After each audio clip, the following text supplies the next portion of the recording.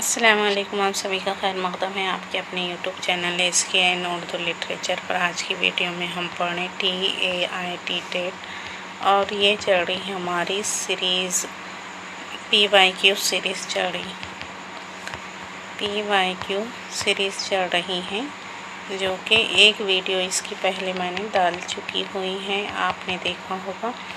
अगर नहीं देखे हैं तो प्लेलिस्ट से जाकर देख सकते हैं। ये टेट एग्ज़ाम्स जो है तो महाराष्ट्र टीचर भर्ती के लिए होता है और इससे पहले 2017 में हुआ था और अनक़रीब ये एग्ज़ाम्स होने वाला है। और हम देख रहे हैं इसमें पूरे 23 सेट हुए थे एग्ज़ाम्स में और हम पहला सेट का देख रहे हैं एपिसोड नंबर 2 आज या क्लास नंबर 2 देख रहे हैं। अगर चैनल पर नए हो तो चैनल को सब्सक्राइब करें, बाजू बेल आइकन पर प्रेस करें ताकि जब भी न्यू वीडियो अपलोड हो नोटिफिकेशन सबसे पहले आप ही को मिले। तो PYQ का मतलब है प्रीवियस ईयर क्वेश्चंस पेपर। आप देखें तो आगे बढ़ेंगे हम। पहला क्वेश्चन है और ये क्वेश्चन जो है तो टेट एग्ज़ाम का नहीं है बल्कि CTET का है। CTET में पूछा हुआ क्वेश्चन है ये। एक उस्ताद क्लासरूम में बेटी बचाओ बेटी पढ़ाओ का पोस्टर लाता है और उसे दीवार पर चिपका कर देता है और इसे बगौर देखने और फिर इससे मुताल्लिक़ एक इक़्तिबास लिखने के लिए कहता है। यहाँ ज़बान के उस्ताद के ज़रिए इस्तेमाल किर्दा पोस्टर कौन सा है ये बताना है हमें। तो ये मरबूत मवाद है, दुरुस्त मवाद है या बेकार मवाद है। तो ये मरबूत है, मरबूत यानी जुड़ा हुआ है, इससे मरबूत मवाद बोलेंगे हम इसे। ये CTET का क्वेश्चन है, ये भी CTET का है। सह लिसानी फार्मूले के मुताबिक तीसरी ज़बान होती है। तीसरी ज़बान क्या होती है? सिर्फ संस्कृत या सिर्फ कोई गैर मुल्की ज़बान या फिर हिंदी और गैर हिंदी बोलने वाले रियासतों के लिए अलहदा ज़बान। तो सह लिसानी फार्मूले के मुताबिक तीसरी ज़बान होगी हमारी हिंदी और गैर हिंदी बोलने वाली रियासतों के लिए अलहदा। ये होगी सह लिसानी फार्मूले के मुताबिक। आगे पढ़ेंगे हम। ये भी CTET का है, ये भी क्वेश्चन CTET का है। कुछ इसमें CTET के क्वेश्चंस भी हैं जो मैंने डाली हूँ और ये जो है मैंने ये पेपर बनाई। ये क्विज़ हमारा टेलीग्राम चैनल पर भी हो चुका है। ये क्विज़ हमारा जो है तो टेलीग्राम चैनल पर भी हो गया। टेलीग्राम चैनल पर रोज़ाना 12:30 पर TAT और CTET और TT इन एग्ज़ाम्स के क्विज़ होते हैं। अगर आप जुड़ना चाहें और इससे इस्तेफ़ादा हासिल करना चाहें तो कर सकते हैं।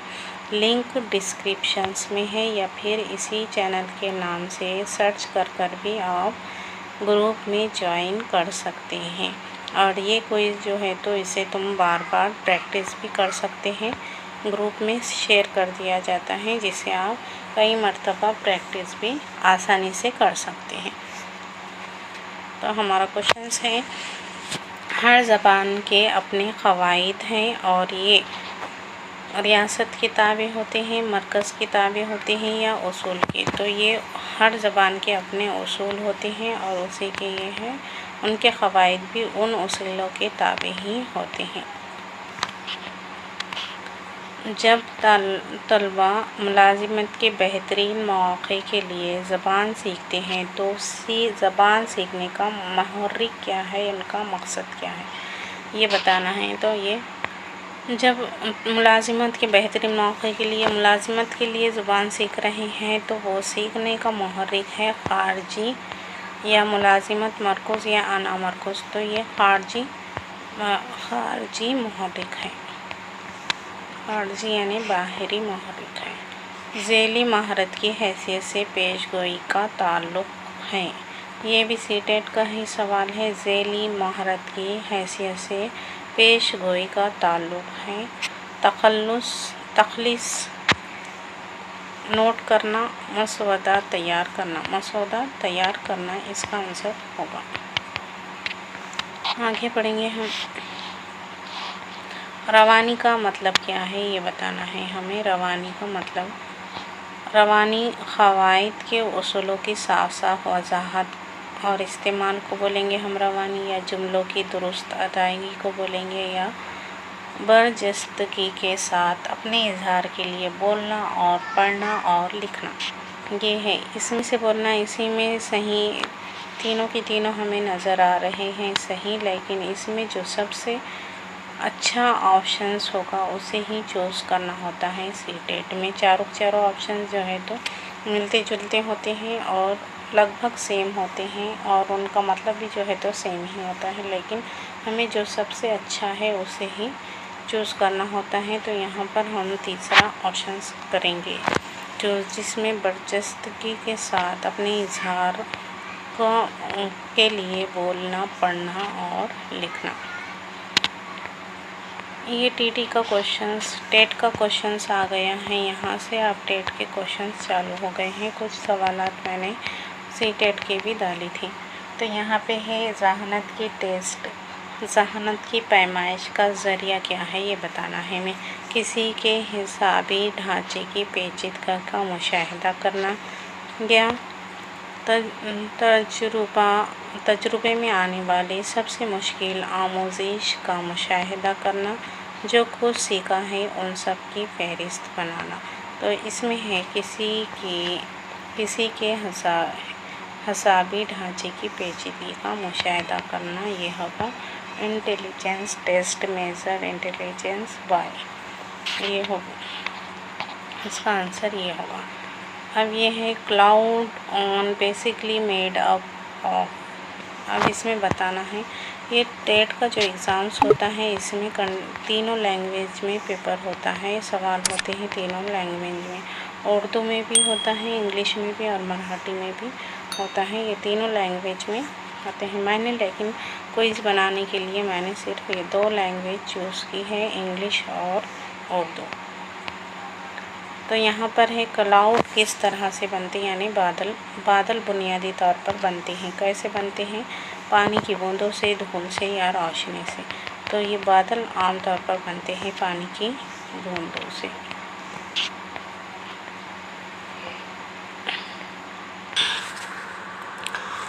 अब वैल्यू बताना है इसकी। ये 400 है, 900 और ये 1600। तो हमें मालूम है ये 400 किसका मुरब्बे दिए हुए हैं, ये 420 का है, 930 का है और बाकी के बाद ये तो जमा करें तो ये 50 हो रहे, इसलिए पहला ऑप्शंस नहीं होगा और ये 28 भी ऑप्शंस में नहीं होगा। अब बच गया हमारे पास 90। तो ये 50 और ये 1600 है 40 का। तो इन सब की जमा करने पर हमें मिल रहा है 90। 20, 30 और उसके बाद है 40। तो ये बन गया हमारा 90। तो यह इसका आंसर होगा 90। आम तौर पर पाया जाता है कि बच्चे अपने बचे हुए खाने और पैकेट को फर्नीचर, पार्कों और स्कूलों के फर्श पर देखने को मिलता है, फेंक देते हैं। या आपके ख्याल में ये गलत अमल है? आप इन्हें कैसे चेक करेंगे ताकि स्कूल के आसपास सफाई रहे? आपका दुरुस्त तरीक़ा क्या होगा? तो इन बच्चों के लिए रोज़ाना असेंबली ग्राउंड में ऐलानात करेंगे, गलती करने वालों को देखेंगे और चेक करने के लिए निगरान मुनज़्ज़म करेंगे, या क्लासरूम और कैंपस के सामने कूड़ेदान का इंतज़ाम करेंगे।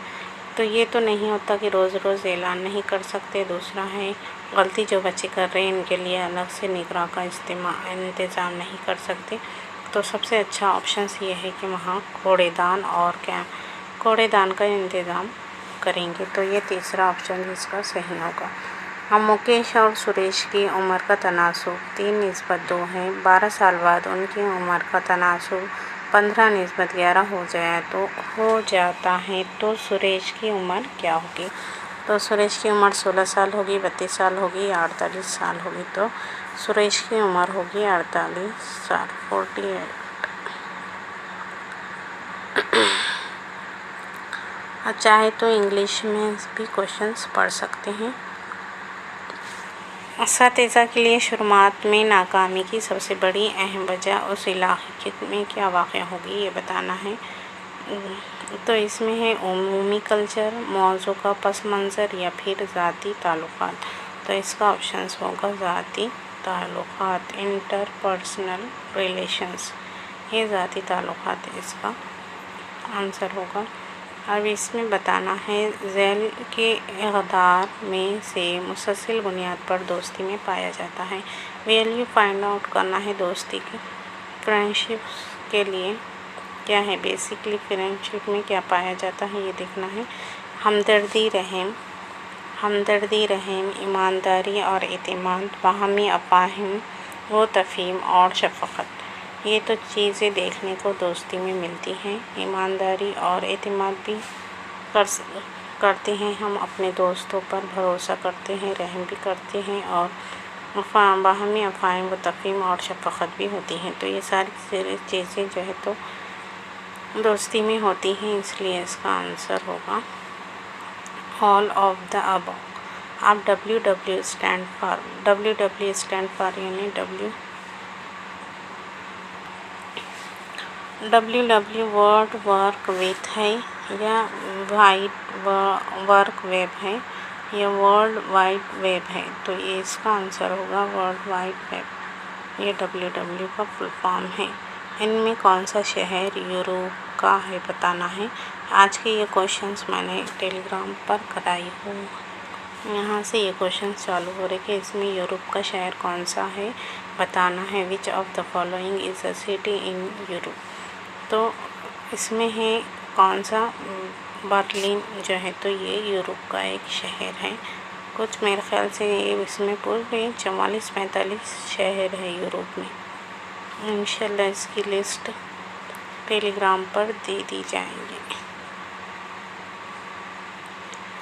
इसके बाद है मशरूम, खुद इनकी अपनी खुराक नहीं बना सकते। मशरूम ये एक है पौधा जो अपनी ग़िज़ा जो है तो खुद तैयार नहीं कर सकता। इसकी क्या वजह है ये बताना है कि वो इसमें ऑप्शंस में बताया हुआ है कि वो बहुत छोटे होते हैं इसलिए वो ग़िज़ा तैयार नहीं करते, या फिर उनमें क्लोरोफ्लोरो की कमी होती है, या फिर इनमें ट्रॉपिज्म की कमी होती है। तो ये इसमें बताना, इसका आंसर होगा इनमें क्लोरोफ्लोरो की कमी होती है, इसकी वजह से वो है तो अपनी ग़िज़ा खुद तैयार नहीं कर सकते। अब इसका ताल्लुक़ जो है तो पहले रुकन का ताल्लुक़ तीसरे रुकन से है और दूसरे रुकन का ताल्लुक़ चौथे रुकन से होगा।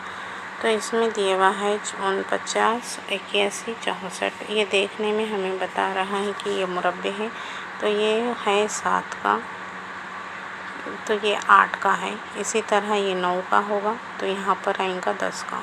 तो 10 का मुरब्बा आप सभी जानते हैं कि 100 होता है, तो इसका आंसर होगा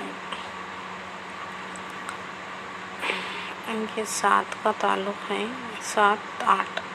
यहाँ पे दिया हुआ है 7 और यहाँ पर दिया हुआ है 8।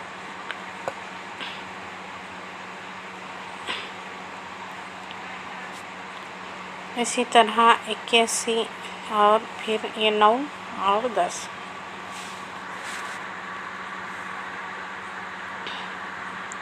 ये सीरीज़ है, इसमें बताना है कि 5, 8, 11, 14। तो डायरेक्ट 323 इस सीरीज़ की कौन सी टर्म है ये बताना है। ये टर्म कौन सी है बताना है। इसके लिए हमें पूरा देखना पड़ेगा। 5, फिर ये यहाँ पर 2-2 के फ़र्क से जो है तो चलते रह रहा है। तो यहाँ पर 223 आए तक जितने वर्ड हों, जितने क्या बोलेंगे इसमें आदद होंगे उसे गिनेंगे। तो ये यहाँ पर जो आ रहा है तो 323 पे तो कितना वा आदद होगा, तो ये है 108वां या 107वां या 106 तो ये 107 हो गए। इन सब के बीच में 107 अदद आ रहा है। Find the largest of the following fractions, सबसे बड़ी कसर बताना है इसमें कौन सी है। तो ये हमें तो मालूम हो रहा है कि ये सबसे बड़ी कसर है। आगे पढ़ेंगे हम 4, 7, 7, 18, 29, 47, डैश और 123। अब इनके बीच में क्या है ये बताना है। सीरीज है ये भी, तो 70, 76, 70 या 84, तो इसका आंसर होगा 76। Kalahari desert is in the continent of. Kalahari रेगिस्तान जो है तो बरे आज़म में, किस बरे आज़म में है ये बताना है हमें। एशिया में है, यूरोप में है या अफ्रीका में है। तो ये कालाहारी डेजर्ट जो है तो अफ्रीका में है और इसके ताल्लुक़ से मैंने टेलीग्राम पर शेयर की है, वहाँ से आप देख सकते हैं। पढ़ना है तो आगे जाकर पढ़ सकते हैं टेलीग्राम से जुड़कर। अब इसमें दिए हुआ है 5 मेंबर है फैमिली और उनके वज़न दिए हुए हैं 15 किलो, 5 किलो, 9 किलो, 56 किलो और 60 किलो।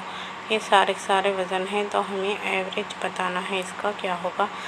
तो यहाँ है 15 जमा 5 जमा 9 जमा 56 और जमा जो है तो 60। इन सब का एवरेज निकालना है। तो इन और यहाँ पर 1, 2, 3, 4, 5, ये 5 है।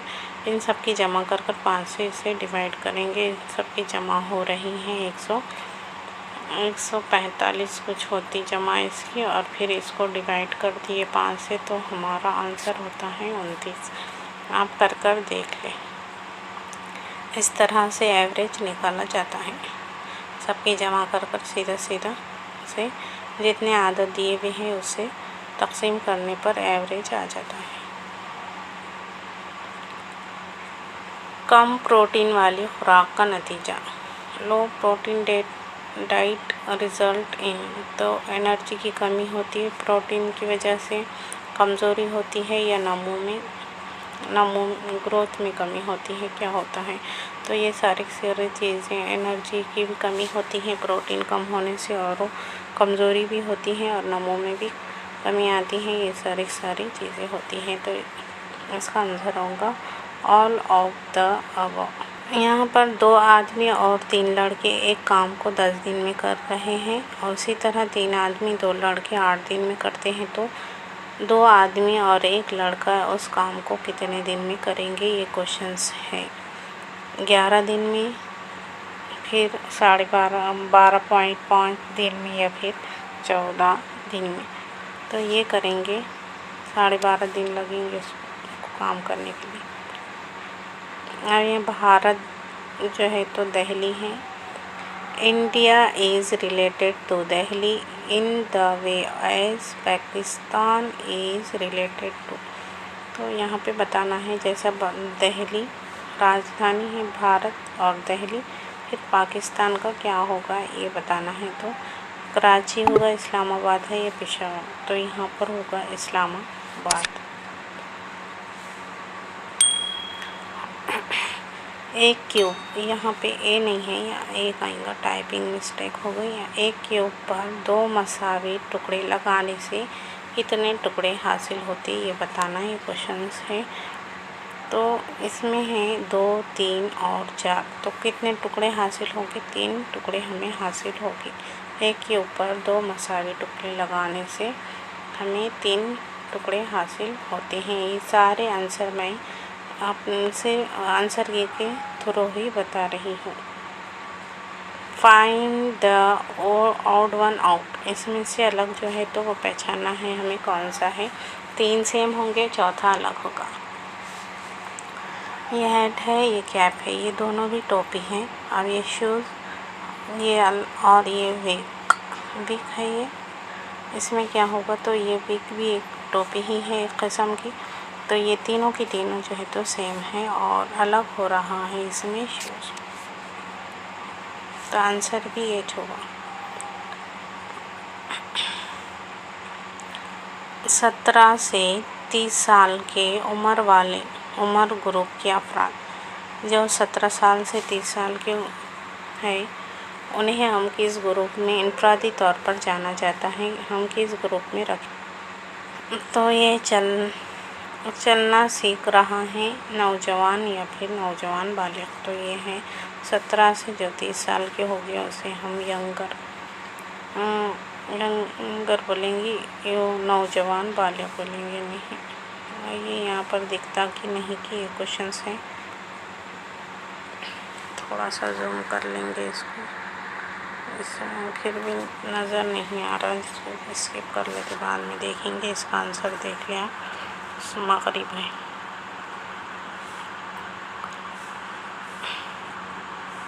वीडियो को पॉज करके देख लिया।